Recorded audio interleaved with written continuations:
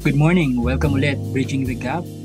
Today is February 27. Ito po ay ating episode 25. Purihin po ang Panginoon para sa mga sumusubaybay, mga classmates and batchmates natin. Welcome po ulit sa Bridging the Gap, an HSCH alumni gospel session. This morning, if we have our Bible, we can open it in 2 Thessalonians chapter 1 verses 11 to 12. It says, "Wherefore also we pray always for you, that our God would count you worthy of His calling, and fulfill all the good pleasure of His goodness, and the work of faith with power, that the name of our Lord Jesus Christ may be glorified in you, and ye in Him, according to the grace of our God and the Lord Jesus Christ." Dahil din dito ay lagi naming idinadalangin kayo upang kayo'y hariing karapat-dapat ng ating Diyos sa pagkatawag sa inyo, at ganaping may kapangyarihan ng bawat nais sa kabutihan at gawa ng pananampalataya, upang ang pangalan ng ating Panginoong Hesus ay luwalhatiin sa inyo at kayo'y sa Kanya, ayon sa biyaya ng ating Diyos at ng Panginoong Hesukristo. Let's bow our head, kapatid, for us to pray. Heavenly Father, praise you, Lord, for this day. Praise you for everything and glorify you in this program, Lord. Bless Bridging the Gap sa lahat ng mga taong naikinig, Panginoon, at sa mga ginagamit mo. Pour out your Holy Spirit with full understanding sa mga salita mo, Panginoon. Tuwid mo ang aming mga puso sa anumang mga bagay na hindi kaaya-aya sa inyong harapan, Panginoon. Patawarin niyo kami sa lahat ng aming mga kasalanan, whether it be in words, in thinking, and in our actions, Panginoon. Guide us as we dig deeper in your words. We pray these things in Jesus' name. Amen. Walking worthy of His calling. Yun po yung pamagat ng mensahe galing sa passage na binasa po natin sa 2 Thessalonians chapter 1 verses 11 to 12. Probably, you might be thinking, how can we walk worthy of His calling this time? In the passage that we have read, Paul emphasizes the importance of praying for fellow Christians, asking God to strengthen and guide them in their faith journey. At lahat po tayo bilang mga mananampalataya, we all need everybody's attention to prayer, whether we are starting or continuing our faith, for us to grow. And this teaches us to intercede for others in prayer, seeking God's help in their spiritual growth or in our spiritual growth. Because God calls believers to live a life that reflects His holiness and purpose.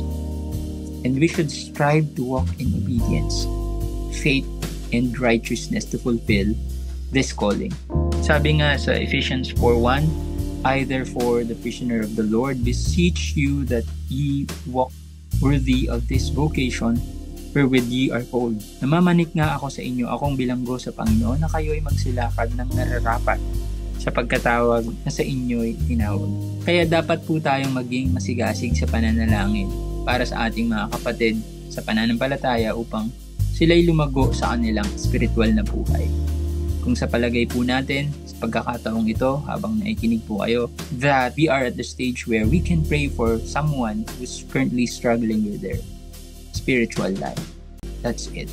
At kung sa palagay natin, nasa stage po tayo ng ating pananampalataya that we are so fresh, so young, that we might need guidance and prayers ng mga kapwa mananampalataya, just reach out to them. Let's reach out so somebody can pray for you.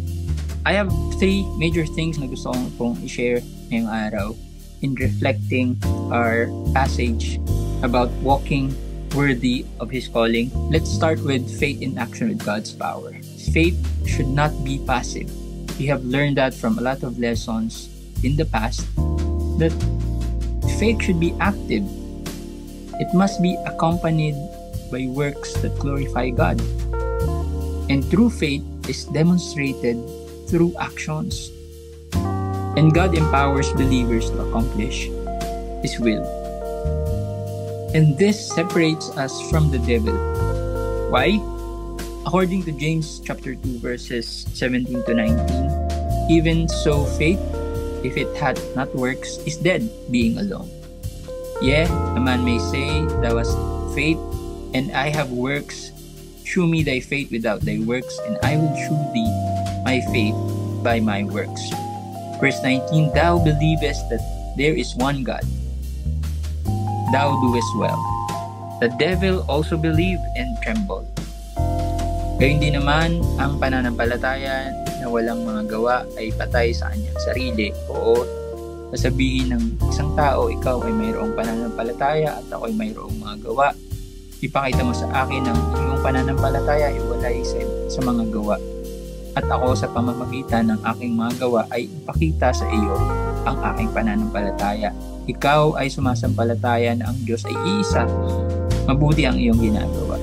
Ang mga demonyo man ay nagsisisampalataya at nagsisipanginig.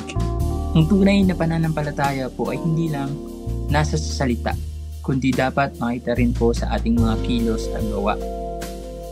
Ang Diyos ang nagbibigay po ng lakas upang maisakatuparan natin ang kanyang layunin sa ating buhay.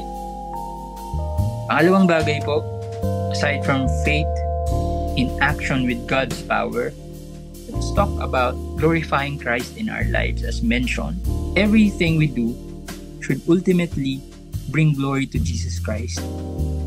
Sa lahat po ng bagay na ginagawa natin, when we live in obedience and faith, Christ is glorified through us. And we also share in His glory. According to 1 Corinthians chapter 10 verse 31, Whether therefore ye eat or drink or whatsoever you do all to the glory of God. Kaya nga kung kayo'y nagsisikain man o nagsisiinom man o anuman ang inyong ginagawa, gawin ninyo ang lahat sa ikaluluwalhati ng Diyos. Sa pamamagitan po ng ating pagsunod at pananampalataya, si Kristo ay naluluwalhati sa atin at tayo rin ay maluluwalhati sa Kanya. Last point po, grace as the foundation. We have faith in action with God's power. We glorify Christ in our lives, and all these things can't be done without the grace as our foundation. Our ability to live a life pleasing to God is only possible through His grace. Not on our action or skill or experience. We rely on God's grace and strength, not of our own efforts, to fulfill His purpose in our lives. Sabi nga sa binasa natin kanina on verse 12 sa 2 Thessalonians 1:12, that the name of our Lord Jesus Christ may be glorified in you, and ye in Him, according to the grace of our God and the Lord Jesus Christ, upang ang pangalan ng ating Panginoong Hesus ay luwalhatiin sa inyo at kayo'y sa Kanya ayon sa biyaya ng ating Diyos at ng Panginoong Hesukristo. Kaya po ang biyaya ng Diyos ang nagbibigay sa atin ng lakas upang makasunod at maisakatuparan ang Kanyang mga plano sa atin. In conclusion, this reminds us of the power of prayer. Napakahalaga daw po ng panalangin and the responsibility to live according to God's calling, and the importance of glorifying Christ through our actions. By the grace of God, we are empowered to walk in faith and reflect His goodness to the world. And this is called walking worthy of His calling. Sa pamamagitan po ng Kanyang biyaya, tayo ay pinalalakas upang mamuhay ng may pananampalataya at magbigay ng patoto sa mundo. Yun po ang kahalagahan at role natin bilang mga mananampalataya, that we continuously pray for each other to gain faith in action with God's power, in glorifying Christ in our lives. And above all these things, the grace as our foundation, because we can't do everything without grace. Purihin ang Panginoon sa mga salita niya, and hopefully this will bring blessing in our lives, whether we are young or old Christians living in our faith. Let's pray for each other that we can be blessings sa mga taong nakapaligid sa atin, that the gift na nakuha natin sa Panginoon can be shared to everyone, and us be used to share these words na nanggagaling sa Panginoon, at magamit tayo para sa mga taong nakapaligid sa atin, whether Christians who are struggling on their faith, that they need prayer, maybe someone who doesn't know God, that our actions may glorify Christ in our lives and in strengthening our faith through these actions. And we continuously pray for grace as our foundation. If you wanted to review all the previous episodes, you can visit SHCS Alumni website. Pwede nyo rin po bisitahin yung SHCS Facebook page and play all the previous episodes in YouTube or Spotify po.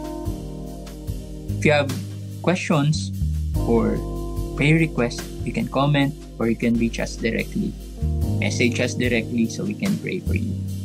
Let's bow our head as we end this with prayer. Panginoong Diyos na makapangyarihan sa lahat, purihin ka, Panginoon, in this episode of Bridging the Gap. Purihin ka, Panginoon, sa mga gawain ito. Pagkakataon na kami ay nag-aaral ng mga salita, ikaw ang siyang gumabay parate sa aking mga kapatid, that we understand it well, that we apply it in our lives, sa mga pamilya namin, trabaho, sa lahat ng endeavors namin sa buhay. While we are living, use our lives, Panginoon, na maging blessing sa iba. Lalo't higit sa lahat, ito ay magbigay ng kapurihan sa pangalan mo. Pamamagitan ng inyong paggabay, Banal na Espiritu, ikaw ang siyang magbigay ng kaliwanagan sa lahat ng aming mga confusion, Panginoon. Ikaw ang parating gumabay sa aming mga puso, na ingatan mo na huwag kaming mapasama, Panginoon, sa mga bagay na aming ginagawa. Avoid us from any temptation, Lord. Tulungan mo ang bawat sa amin, Panginoon, in our journey of our faith, that we grow together. Purihin ka, Panginoon, at ang lahat ng ito po ay aming bilangin. Sa pangalan namin, Panginoon Jesus. Amen.